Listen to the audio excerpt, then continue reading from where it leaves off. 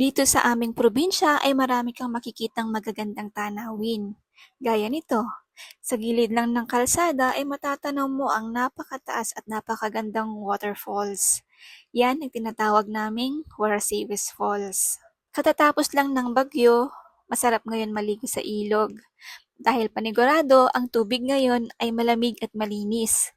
Kaya naman napagpasyahan ng buong pamilya na kami ay mag-picnic. Bitbit ang aming mga baon, kami ay tumawid sa kabila para doon makapwesto.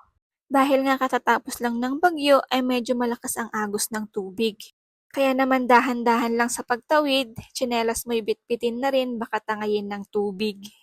Kasama namin ngayon dito ay mga kapatid ni Mama at ang mga anak nila, kaya naman napakarami namin at napakasaya. Nakatawid na nga yung mga tita ko at yung mga pinsan ko, kaya naman sumunod na din kaming tumawid. Si Mama naman naghanap ng ibang daan, kaya ayun, tumatalon sa mga bato sa taas.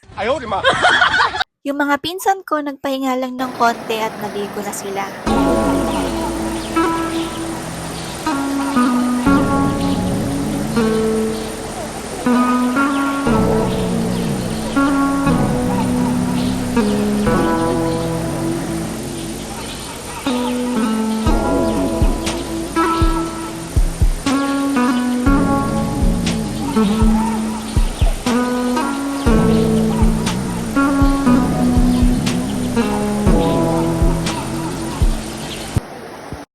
Nagluto pala yung kapatid ko ng tinungbo kung tawagin dito sa amin o yung kanin na niluto sa buho dahil yun yung request ni Mama.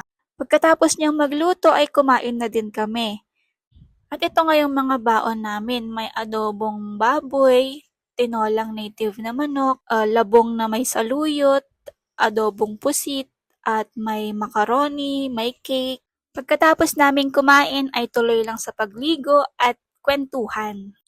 At nung mga hapon na ay biglang umambon kaya naman nagmadali na kaming magligpit at umalis dahil delikado nga sa lugar na ito kapag biglang bumuhos ang malakas na ulan sa may bundok ay biglang taas din ng tubig, baka hindi na kami makatawid.